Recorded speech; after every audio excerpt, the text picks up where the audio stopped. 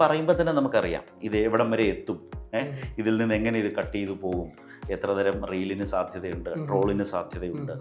ഒരു ദിവസം എപ്പോൾ വേണമെങ്കിലും ആലോചിക്കാം. രാവിലെ മുതലേ ചിലപ്പോൾ ആലോചനകളൊക്കെ തുടങ്ങും, ഇന്ന് എന്തെടുക്കാം. ഇപ്പോൾ ഒക്കെ എങ്ങനെയാണെന്ന് വെച്ചാൽ പാർട്ടികളൊക്കെ അവരവരുടെ ഗസ്റ്റുകളെയൊക്കെ നമുക്ക് തരിക ചെയ്യും. ഇപ്പോൾ പാർട്ടികൾ ചെയ്യുന്നതെന്ന് വെച്ചാൽ അവരവരുടെ പാനലിസ്റ്റുകളെ, മാധ്യമ ചർച്ചകൾക്കായി പോകേണ്ട സ്പോക്സ് പേഴ്സൺസ് ഉണ്ട്, വക്താക്കളുണ്ട്, അവരുടെ ലിസ്റ്റ് അതാത് ദിവസം അതാത് പാർട്ടിയുണ്ട്. വൈകുന്നേരം ആകുമ്പം അന്ന് വരെ തീരുമാനിച്ച സബ്ജക്ട്സ് സന്ധ്യ നേരത്ത് സ്പോട്ടിൽ മാറിയ സമയങ്ങളൊക്കെ ഉണ്ട്. ഒരു പുതിയ സബ്ജക്റ്റിലേക്ക് പോയി, ഒരു പുതിയ വിഷയത്തിലേക്ക് പോയി, പുതിയ ഗസ്റ്റുകളിലേക്ക് പോയി, അതിൻ്റെ ഗ്രാഫിക്സ് പാറ്റേൺസ് എല്ലാം, കണ്ടൻറ്റും എല്ലാം മാറ്റി അങ്ങനെയൊക്കെ ചെയ്ത അനുഭവങ്ങളുണ്ട്. വളരെ റെയറാണ്. ഏതു നേരവും നമുക്കൊരു വിഷയം വന്നാൽ അതിൽ നിന്ന് ഡിസ്കഷൻസ് സ്റ്റാർട്ട് ചെയ്യുന്നൊരവസ്ഥ വന്നു, അതിൽ നിന്ന് കൂടുതൽ റെസ്പോൺസ് എടുക്കുന്ന നില വന്നു.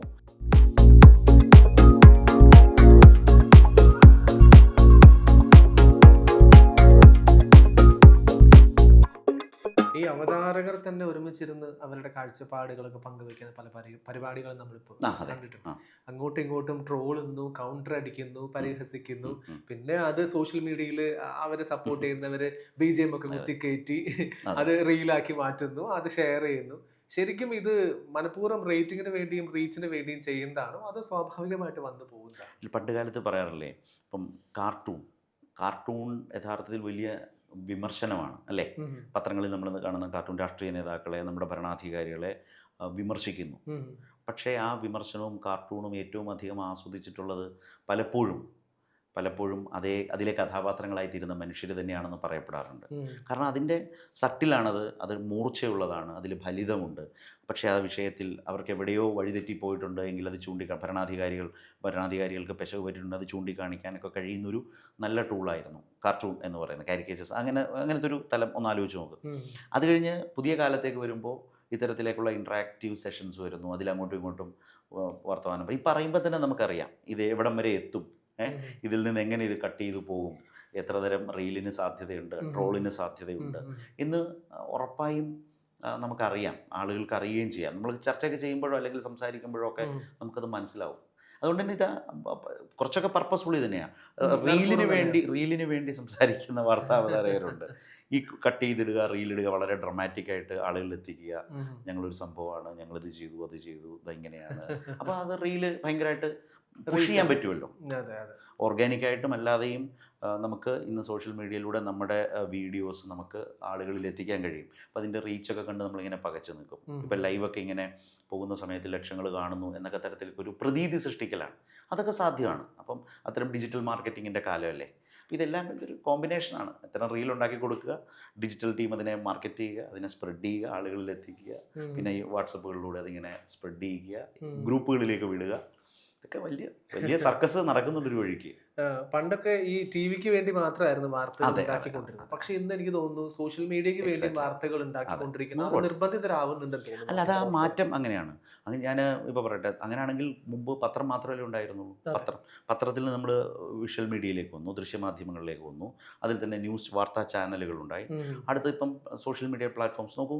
ഈ സോഷ്യൽ മീഡിയ പ്ലാറ്റ്ഫോംസിൽ ഏറ്റവും സജീവമായി നിൽക്കുന്ന കേരളത്തിലെ ഈ മറ്റു മാധ്യമങ്ങളാണ്. വിഷ്വൽ മീഡിയ ദൃശ്യമാധ്യമങ്ങൾ, വാർത്താ ചാനലുകൾ സോഷ്യൽ മീഡിയ പ്ലാറ്റ്ഫോമിൽ സജീവമാണ്. പ്രിൻ്റ് മീഡിയ സോഷ്യൽ മീഡിയയിൽ സജീവമാണ്. അപ്പോൾ എല്ലാം ഈ പ്ലാറ്റ്ഫോംസിന് വേണ്ടി കൂടിയാണ് ചെയ്യുന്നത്. എല്ലാം അതൊരു വാർത്ത മുമ്പ് സുനിൽ പറഞ്ഞ ഒരു ബുള്ളറ്റിന് വേണ്ടി മാത്രം ചെയ്യുന്നതല്ല, അത് സോഷ്യൽ മീഡിയയ്ക്ക് കൂടി വേണ്ടി പാകമാകുന്ന വിധത്തിലാണ് പലപ്പോഴും ചെയ്യുന്നത്. നമ്മൾ ചർച്ചയൊക്കെ കഴിയുമ്പോൾ അതിൻ്റെ കണ്ടന്റുകളൊക്കെ ചെറിയ ആളുകളുടെ അറ്റൻഷൻ എന്ന് പറയുന്നത് വല്ലാതെ കുറഞ്ഞില്ലേ. ഒരു മണിക്കൂർ ചർച്ചയൊക്കെ അങ്ങനെ ഇരുന്ന് കാണാൻ ആരും അങ്ങനെ ഒന്നും മെനക്കെടില്ലല്ലോ. അത്ര അല്ലെങ്കിൽ അത് ഇത്ര. അപ്പോൾ നമ്മളിതിൻ്റെ കൊച്ചു വീഡിയോസ് പുഷ് ചെയ്യാറുണ്ട്. അപ്പോൾ ഇത് കണ്ടിട്ട് ആളുകൾ അതിൽ നിന്ന് എടുത്തിട്ട് ഡൗൺലോഡ് ചെയ്തിട്ട് അവരുടേതായിട്ടുള്ള മനോധർമ്മങ്ങളൊക്കെ ചേർത്ത് അതിനെ റീലാക്കുകയും ഒക്കെ അവരുടേതായ റീലാക്കി മാറ്റും, അതിൽ നിന്ന് ട്രോൾ ഉണ്ടാക്കും. ഇതൊക്കെ സംഭവിക്കുന്നുണ്ടല്ലോ. ഓക്കെ. ഈ ഒരു ചർച്ച ഇപ്പോൾ ഞാൻ പലപ്പോഴും വിചാരിക്കാറുണ്ട്, ഈ കോണ്ടന്റ് എവിടെ നിന്ന് അവർക്ക് കിട്ടുന്നത്? എന്നും വാർത്തകൾ ഉണ്ടായാലല്ലേ വൈകുന്നേരം ചർച്ചയ്ക്കുള്ള ഒരു കോണ്ടന്റ് കിട്ടുള്ളൂ.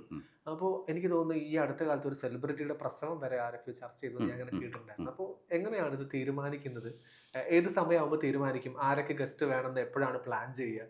അതിനെക്കുറിച്ച് കൊണ്ട് പറയാം. ഇപ്പോൾ നമ്മൾ ഈ സംസാരിക്കുന്ന ഒരു സമയം എടുത്താൽ ഒരു ദിവസം എപ്പോൾ വേണമെങ്കിലും ആലോചിക്കാം. രാവിലെ മുതലേ ചിലപ്പോൾ ആലോചനകളൊക്കെ തുടങ്ങും, ഇന്ന് എന്തെടുക്കാം, എന്നാലോചിക്കും.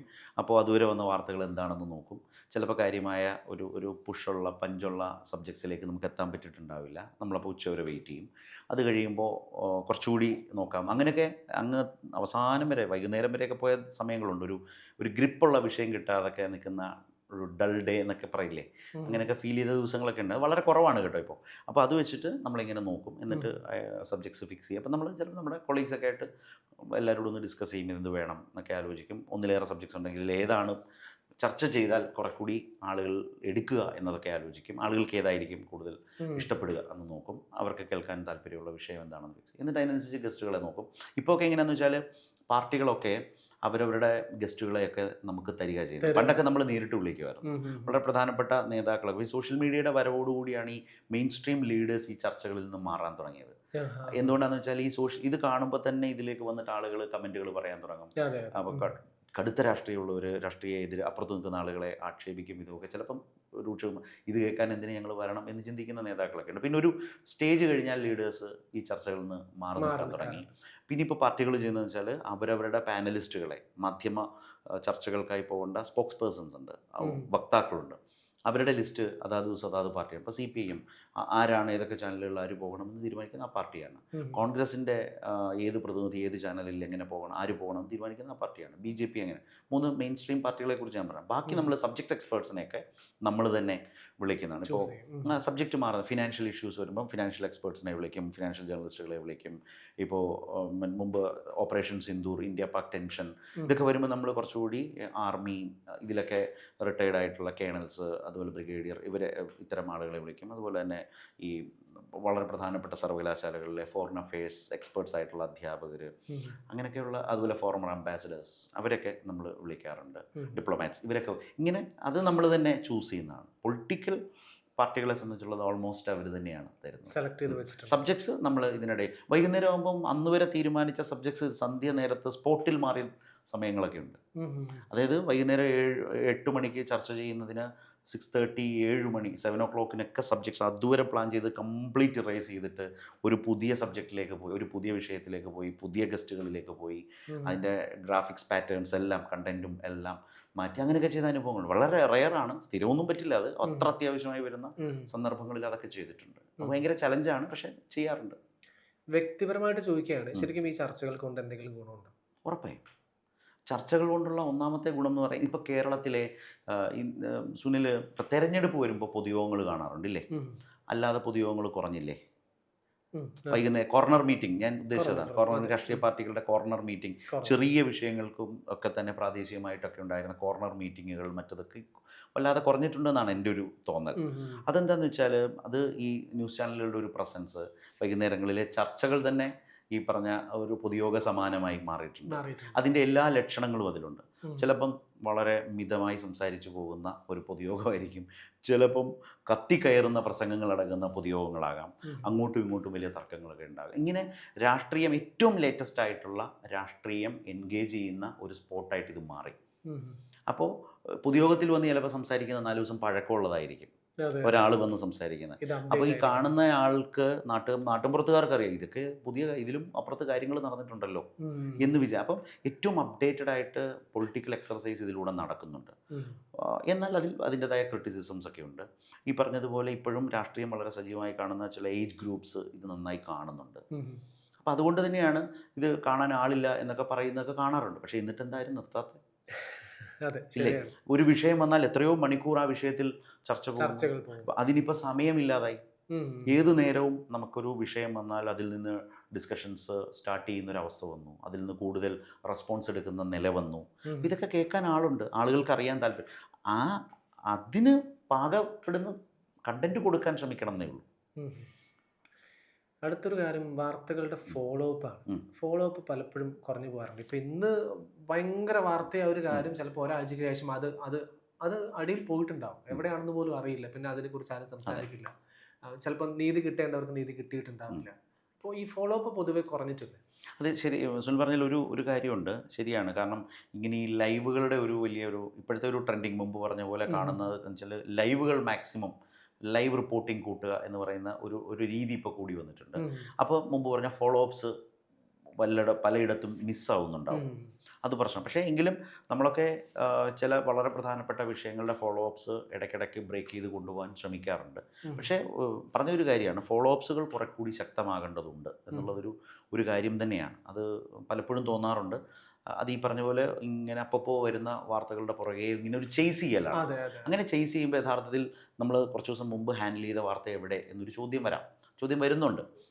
അപ്പോൾ അത് കുറച്ചുകൂടെ സബ്ജക്റ്റുള്ള കാര്യം. മറ്റൊന്നൊക്കെ പറഞ്ഞാൽ ഒരു കോൺട്രവേഴ്സ്യൽ സ്വഭാവമുള്ളതായിരിക്കും ഇങ്ങനെ ചേസ് ചെയ്ത് പോവുക. മറ്റത് വളരെ സീരിയസ് ആയി തന്നെ ഫോളോ അപ്പ് ചെയ്യാൻ കുറച്ചുകൂടി മീഡിയ ഹൗസസ് ആയാലും മാധ്യമപ്രവർത്തകരായാലും കുറച്ചുകൂടി ശ്രദ്ധിക്കണം എന്ന് തോന്നുന്നുണ്ട്. ഞാൻ പേഴ്സണലി എൻ്റെ ഒരു വാർത്താ ടീമിനെ വെച്ചിട്ട് നമ്മൾ ഹാൻഡിൽ ചെയ്യുന്ന വിഷയങ്ങളിൽ ഈ ഫോളോ അപ്പ് ഇടയ്ക്കിടയ്ക്ക് ചെയ്തു പോകാറുണ്ട്. ഉറപ്പായും അല്ലെങ്കിൽ നമ്മളിങ്ങനെ കൂട്ടായി ഓർമ്മിപ്പിക്കാറുണ്ട്, ആ വാർത്തയിൽ ഇനിയൊരു ഫോളോ അപ്പ് നമുക്ക് എടുക്കണം, അത് അന്വേഷിക്കണം, അത് എവിടെ എത്തി എന്ന് നോക്കണം. അപ്പം അങ്ങനെ എടുക്കുന്ന ഒരുപാട് കാര്യം. ഇപ്പോൾ വയനാട് മുണ്ടക്കൈ ചൂരൽമല ദുരന്തമൊക്കെ ഉണ്ടായില്ലേ, അതിലെ ഗുണഭോക്താക്കൾക്ക് നമ്മളിപ്പോൾ ഒരു മോഡൽ ടൗൺഷിപ്പാണ് അവിടെ ചെയ്തു കൊടുത്തുകൊണ്ടിരിക്കുന്നത്. അതിൻ്റെ വർക്ക് പ്രോഗ്രസ്സുകൾ നോക്കുക, അതിൻ്റെ ക്വാളിറ്റി എൻഷുർ ചെയ്യുമ്പോൾ തന്നെ അതുമായി ബന്ധപ്പെട്ട വാർത്തകൾ കൊടുക്കുക, അതുമായി ബന്ധപ്പെട്ട് വരുന്ന കാര്യങ്ങൾ ആളുകളിൽ എത്തിക്കാൻ ശ്രദ്ധിക്കുക. ഹൈക്കോടതിയിൽ അതുമായി ബന്ധപ്പെട്ട് കേസ് നിൽക്കുന്നു. ഇപ്പോൾ സെൻട്രൽ ഗവൺമെൻറ്റിൻ്റെ ഫണ്ട് അതിന് പ്രത്യേകം ഒന്നും നമുക്ക് കിട്ടിയിട്ടില്ല, ഹൈക്കോടതി തന്നെ അതിൽ ഇടപെട്ടിരിക്കുന്നു. ഇതൊക്കെ ഇങ്ങനെ വരുമ്പോൾ നമ്മളതെല്ലാം ഇങ്ങനെ ഫോളോ അപ്പ് ചെയ്ത് പോകേണ്ടതുണ്ട്. അങ്ങനെ കുറേ കാര്യങ്ങൾ അങ്ങനെ പല കാര്യങ്ങളും നമുക്ക് ഫോളോ അപ്പ് പ്രധാനമാണ്. അത് ആളുകൾ ആഗ്രഹിക്കുന്നതുമാണ്. അത് ചെയ്യേണ്ടത് കുറച്ചുകൂടി ശക്തമായി ചെയ്യണമെന്ന് തന്നെയാണ് എൻ്റെ അഭിപ്രായം. ഓക്കെ. ഈ ചാനലിന് ഒരു അജണ്ട ഉണ്ടാവില്ലേ? എല്ലാ ചാനലിലും അവർ വാർത്തകളെ നോക്കിക്കാണുന്ന ഒരു രീതി ഉണ്ടാവില്ലേ? അപ്പോൾ അതുപോലെ തന്നെ വാർത്താ അവതാരകർ ചിലപ്പോൾ നോക്കിക്കാണുന്ന വേറെ രീതിയിലായിരിക്കും. അങ്ങനെ ചാനലിന് വേണ്ടി പലപ്പോഴും വാർത്തകൾ വായിക്കേണ്ടി വന്നിട്ടുണ്ടോ? അല്ല, നമ്മൾ ഈ ഓഡിയൻസിൻ്റെ പോയിന്റ് ഓഫ് വ്യൂവിൽ കാണുന്നതായിരിക്കും എപ്പോഴും നല്ലത്. പ്രത്യേകിച്ച് സോഷ്യൽ മീഡിയ ആണ് ഇന്നതിൻ്റെ ഒരു സോഷ്യൽ ഓഡിറ്റ് മാധ്യമങ്ങളുടെ മേൽ നടത്തിക്കൊണ്ടിരിക്കുന്നത്. അതാണ് ഇപ്പോൾ പറയുന്നത്. ഇപ്പോൾ മാധ്യമങ്ങളുടെ ഒരു അജണ്ട എന്നതിനേക്കാൾ അപ്പോൾ ഒരു എഡിറ്റോറിയൽ പോളിസി ഉണ്ടാവും.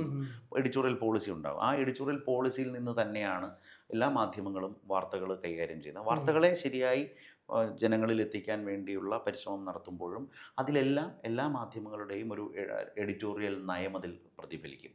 യാതൊരു സംശയവുമില്ല. പഴയ പോലെ പണ്ട് പറയുന്ന ഈ സ്വതന്ത്ര മാധ്യമ പ്രവർത്തനം എന്ന് പറയുന്ന നിലയിലല്ല അതിനെ കാണേണ്ടത്. അതേതാണ്ട് സ്വതന്ത്രമല്ല എന്ന് പറഞ്ഞാൽ ഏതോ കുഴപ്പം എന്ന നിലയ്ക്കല്ല.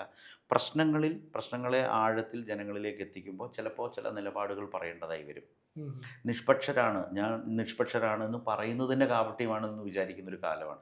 കാരണം നമുക്ക് ഈ പല കാര്യങ്ങളിലും ഒരു പക്ഷം പറയേണ്ടതായി വരും. കാരണം വസ്തുത പറയുമ്പോൾ ആ പക്ഷം എന്ന് പറയുന്നത് നമ്മൾ ഏതെങ്കിലും ഒരു കക്ഷി രാഷ്ട്രീയം വെച്ച് മാത്രമല്ല കാണേണ്ടത്. ജനകീയമായ വിഷയങ്ങളിലും പ്രശ്നങ്ങളിലും ഒക്കെ അതിലെ വസ്തുത പറയുമ്പോൾ ചിലപ്പോൾ നിഷ്പക്ഷത നടിച്ച് മാറി നിൽക്കാൻ കഴിയില്ല. അത്തരം അപകടകരമായ ഗൗരവമുള്ള വിഷയങ്ങളിൽ ഒരു സൂചനകൾ വാർത്ത റിപ്പോർട്ട് ചെയ്യുന്നതിനോടൊപ്പം തന്നെ ആ വാർത്ത റിപ്പോർട്ട് ചെയ്യുമ്പോൾ തന്നെ അതിൻ്റെ അങ്ങനെ വാർത്തകളെ ആദ്യ തുടക്കത്തിൽ ഞാൻ പറഞ്ഞത് ഫാക്ട്സ് ബേസ്ഡ് ആയിട്ട് അവതരിപ്പിക്കുമ്പോൾ തന്നെ അതിൻ്റെ അനാലിസിസിലേക്ക് പോകുന്നിടത്താണ് നമുക്ക് ഇത്തരം ചില കാര്യങ്ങളൊക്കെ പറയേണ്ടതായി വരുന്നത്. അതങ്ങനെ ചെയ്തും പോകേണ്ടതാണ്. അപ്പോൾ നിഷ്പക്ഷത എന്ന് പറയുന്നത് ഈ കാലത്ത് ആരും എടുക്കാത്തൊരു കാര്യമാണ്. നമുക്ക് എന്താണ് നിങ്ങൾക്കിതിൽ പറയാനുള്ളത്, എന്താണ് ഇതിൽ നിങ്ങളുടെ അഭിപ്രായം എന്നതുകൂടി ഇന്നിപ്പോൾ മാധ്യമങ്ങളുമായി ബന്ധപ്പെട്ട് വരുന്നുണ്ട്. ഓക്കെ. ഈ മാധ്യമ പ്രവർത്തനം ഒരു പ്രഷറൈസ്ഡ് ജോലിയാണ്. കാര്യം ചിലപ്പോൾ നമുക്ക് എപ്പോഴാണ് വരേണ്ടി വരിക, എപ്പോഴാണ് ഡ്യൂട്ടി കഴിഞ്ഞ് പോകാൻ പറ്റുക, അതൊന്നും നമുക്ക് അറിയില്ലല്ലോ. കാരണം രാവിലെ 9 മണിക്ക് വന്ന് 5 മണിക്ക് പോകുന്നൊരു ജോലിയല്ല. എപ്പോഴാണ് വാർത്ത വരിക, രാത്രി വരിക എന്നൊന്നും അറിയില്ല. അപ്പോൾ ശരിക്കും ഒരു പ്രഷറൈസ്ഡ് ജോലിയാണ്. അല്ല, നമ്മൾ അതുമായിട്ടങ്ങ് ഏതാണ്ട് യൂസ്ഡ് ആയതുകൊണ്ട് തന്നെ ഇങ്ങനെയൊക്കെ ചോദിക്കുമ്പോൾ ശരിയാണല്ലോ, ഇത്രയും സമയം ചിലവഴിക്കേണ്ടി വരുന്നുണ്ടല്ലോ എന്നൊക്കെ ആലോചിക്കുന്ന സത്യത്തിൽ ഇപ്പം ഇങ്ങനെയൊക്കെ ചോദ്യങ്ങൾ വരുമ്പോൾ ഇതിപ്പം നമ്മുടെ പബ്ലിക്കിൽ പലപ്പോഴും വരുന്നൊരു കാര്യമാണ്. പബ്ലിക്കിൽ മാത്രമല്ല, വീട്ടിലും വരാറുണ്ട്. കാരണം നമ്മുടെ ജീവിതത്തിൻ്റെ കുറേയേറെ സമയം ചിലവഴിക്കുന്നത് ഓഫീസിലും വാർത്തയിലുമാണ്, അതുപോലെ ഈ യാത്രകളാണ് എന്നൊക്കെ വരുമ്പോൾ അത് ഉണ്ടാവാറുണ്ട്. പക്ഷെ അത് ജോലിയുടെ ഒരു ഭാഗവും കൂടിയാണത്. നമുക്കത് ഒഴിവാക്കിയിട്ട് ഈ പറഞ്ഞ ഒരു 8 hours എന്നൊക്കെ പറഞ്ഞിട്ട് ജോബ് നമ്മൾ വെക്കാറുണ്ട്. പക്ഷെ എങ്കിലും നമ്മുടെ ഒരു ഏറ്റെടുത്തിരിക്കുന്ന ഒരു ജോലി കംപ്ലീറ്റ് ചെയ്തിട്ടൊക്കെ ആയിരിക്കും നമ്മൾ പലപ്പോഴും പോകാറുള്ളത്. ആളുകൾ പൊതുവേ അങ്ങനെയാണ്. മാധ്യമപ്രവർത്തകർ അതുകൊണ്ട് തന്നെ ഒരു ടൈം സ്ട്രെച്ച് ചെയ്ത് ജോലി ചെയ്യുന്ന കൂട്ടർ തന്നെയാണ്. അതൊരു സമ്മർദ്ദമായിട്ടൊന്നും കാണാൻ പറ്റില്ല. അങ്ങനെ കാണുന്നവരുണ്ട്. രാജാവിൻ്റെ മകനിൽ മോഹൻലാൽ പറയുന്ന പോലെയാണ്, യാന്ത്രികമായി തോന്നിയാൽ പിന്നെ ഈ പണി അവസാനിപ്പിക്കുന്നതാണ് നല്ലത് എന്ന് പറഞ്ഞ പോലെ. അതെ. ഇത്രയും കാലമായിട്ട് ഈ ഒരു ഫീൽഡിലുണ്ട്, എന്തെങ്കിലുമൊക്കെ രഹസ്യങ്ങൾ ഇപ്പം ആർക്കെങ്കിലും പ്രശ്നമാവും എന്ന് കരുതിയിട്ട് മനസ്സിൽ തന്നെ വെച്ചിട്ടുണ്ടോ? വായിക്കാതെ അല്ലെങ്കിൽ അത് വാർത്ത കൊടുക്കാതെ വെച്ചിട്ടുണ്ടോ?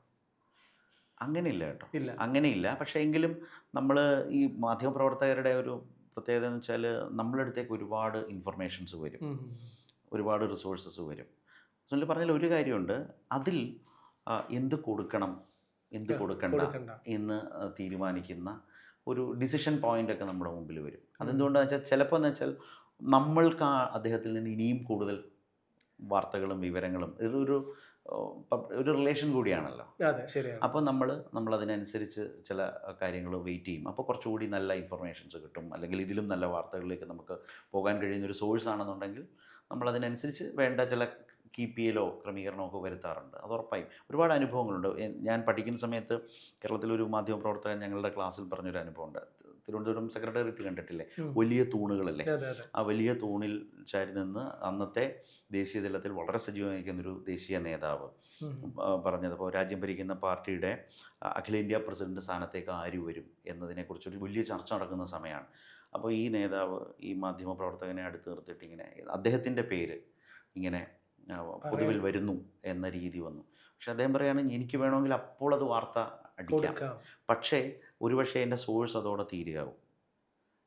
മനസ്സിലായില്ലേ? അതിൽ നിന്ന് ആ പാർട്ടിയുടെ അല്ലെങ്കിൽ ദേശീയ തലത്തിൽ രൂപപ്പെടുന്ന പുതിയ രാഷ്ട്രീയ സാഹചര്യങ്ങളെക്കുറിച്ച് എനിക്ക് അതിൽ നിന്നുള്ള വാർത്ത കൊടുക്കാൻ ഒരുപക്ഷെ ഈ സോഴ്സ് ഉപകാരപ്പെടും. അപ്പം നമ്മൾ അങ്ങനത്തെ ചില കരുതി വെക്കലുകൾ ഉണ്ടാവും. മനസ്സിലായില്ലേ? അങ്ങനെയൊക്കെ സംഭവിക്കാറുണ്ട്. പിന്നെ അതിൻ്റെ പേരിൽ വാർത്തയുടെ പേരിലൊക്കെ പരിഭവപ്പെട്ടവരും അല്ലെങ്കിൽ അങ്ങനെയൊക്കെ വേറെ സന്ദർഭങ്ങളുണ്ട്. ഒട്ടും ഇഷ്ടപ്പെടാതെ നമ്മൾ കൊടുക്കുന്നു എന്നതിൽ പരിഭവപ്പെട്ടവരൊക്കെ ഉണ്ട്, അതിൽ ഉണ്ട്. പക്ഷെ അത് നോക്കിയിട്ട് കാര്യമില്ല, അത് നമ്മൾ അതിൻ്റെ വഴിക്ക് വിടുക എന്നേ ഉള്ളൂ. ഓക്കെ. ഈ കേരളത്തെ പിടിച്ചുലയ്ക്കാൻ പാകത്തിൽ എന്തെങ്കിലും രഹസ്യങ്ങൾ ഇപ്പോഴും മനസ്സിലുണ്ടോ? അല്ല, കേരളം കുറച്ച് ക്വയറ്റായി നോർമലായി പോകുന്ന കാലമാണ്. എന്നെ സംബന്ധിച്ച് കേരളത്തെ അങ്ങനെ പിടിച്ചുലയ്ക്കാൻ കഴിയുന്ന തരത്തിൽ ഒന്നുമില്ല. കാരണം ഇപ്പൊ അതിട്ട് കഴിഞ്ഞാൽ സെൻസേഷൻ ആവും, അല്ലെങ്കിൽ അല്ല, നമ്മൾ ഈ സംസാരിക്കുന്ന ഈ നേരം പോലും വലിയ സെൻസേഷനായ ഒരു വാർത്തയുടെ പുറത്ത് ഓടുകയാണ്. ഞാൻ പാലക്കാട് അഹല്യയിലിരുന്നാണ് സംസാരിക്കുന്നതെന്ന് പറയുന്നതിൽ തന്നെ ഒരു ഇൻവെർട്ടർ കോമയിൽ പാലക്കാടുണ്ട്. അത് ഏറ്റവും അധികം കേരളം ചർച്ച ചെയ്യുന്ന ഒരു സമയമാണ്. അതിങ്ങനെ വന്നുകൊണ്ടേയിരിക്കും. അതിൻ്റെ തന്നെ ഉള്ളറകളിലേക്ക് പോവുക, പുതിയ വാർത്ത വരുന്ന വിവരങ്ങളുടെ ഉള്ളറകളിലേക്ക് പോവുക, അതിലൊക്കെ എടുക്കുന്ന ഡിസിഷൻസ്, തീരുമാനങ്ങൾ, ബന്ധപ്പെട്ടവർ എടുക്കുന്ന തീരുമാനത്തിൻ്റെ പോരായ്മകളുണ്ടെങ്കിൽ ചൂണ്ടിക്കാട്ടുക, അങ്ങനെ പോകുന്നുണ്ട്. ഇതെല്ലാം ആളുകളെ ബാധിക്കുന്നതാണ്. അതെല്ലാം ആളുകൾ അതുമായി ബന്ധപ്പെട്ട് നിൽക്കുന്ന വ്യക്തികളെ, പാർട്ടികളെയൊക്കെ ബാധിക്കുന്ന വിഷയങ്ങൾ തന്നെയാണ്. ആ നിലയ്ക്ക് ഒലയ്ക്കുന്ന വാർത്തകളുമായി തന്നെയാണ് ദിവസവും സഞ്ചാരം. ഒരുപാട് കാര്യങ്ങൾ പക്ഷേ ഞാൻ പറഞ്ഞത് Sunil, Keralam as a whole as a state എന്ന നിലയിൽ കുറെ കൂടി സട്ടിലായി, വളരെ പൊട്ടൻഷ്യലായി, വളരെ എന്താ പറയുന്ന ഗ്രോത്ത് ഓറിയൻറ്റഡ് ആയിട്ടോ ഒക്കെ മുന്നോട്ട് പോകുന്നു എന്നാണ്. അതുകൊണ്ട് കേരളത്തെ എങ്ങനെ ബാധിക്കുന്ന തരത്തിലുള്ള കാര്യങ്ങളൊന്നുമില്ല. പക്ഷേ ഈ പറഞ്ഞ പോലെ വ്യക്തികളിൽ അല്ലെങ്കിൽ അവർ ഉൾക്കൊള്ളുന്ന സമൂഹങ്ങളിലോ പാർട്ടികളിലോ ഒക്കെ പല ചലനങ്ങൾ ഉണ്ടാകുന്നുണ്ട്. അതൊക്കെ വലിയ തോതിൽ വാർത്തയാകുന്നുമുണ്ട്. അതിൻ്റെ കാലമാണ്. ഇനി അങ്ങോട്ട് ഇലക്ഷൻ കാലമാണ്, ഇത് കൂടും. തീർച്ചയായിട്ടും. ഇനി പഞ്ചായത്ത് തിരഞ്ഞെടുപ്പ് വരുന്നു, അത് കഴിഞ്ഞ് നിയമസഭാ തിരഞ്ഞെടുപ്പ്. അതുകൊണ്ട് തന്നെ വാർത്താ ചാനലുകൾക്കും നല്ല തിരക്ക് പിടിച്ചൊരു കാലമാണ്. ഓക്കെ. ഒരുപാട് കാര്യങ്ങൾ വർത്താനം പറയണം, ഇനിയും ആഗ്രഹമുണ്ട്, പക്ഷേ സമയക്കുറവുള്ള കാരണം ഞാൻ നിർത്തുകയാണ്. Thank you so much sir. എല്ലാവിധ ആശംസകളും. Thank you. സുനിൽ പറഞ്ഞ പോലെ ഈ സമയത്തെക്കുറിച്ച് നല്ല ധാരണയുള്ള ആളാണ് ഞാൻ. സമയത്തിനകത്ത് നിർത്തി ചർച്ച ചെയ്യണം. ആ ടൈം ഫ്രെയിം എന്ന് പറഞ്ഞാൽ വളരെ പ്രധാനമാണ് മാധ്യമങ്ങളെയും മാധ്യമപ്രവർത്തകരെയും. എന്നെ സംബന്ധിച്ചും വളരെ സന്തോഷമുള്ള ഒരു സമയമായിരുന്നു. Thank you. ഗസ്റ്റ് റൂം ഇവിടെ പൂർണ്ണമാകുന്നു. വീണ്ടും അടുത്തൊരു എപ്പിസോഡിൽ ഒന്നിക്കാം. അതുവരേക്കും നന്ദി, നമസ്കാരം.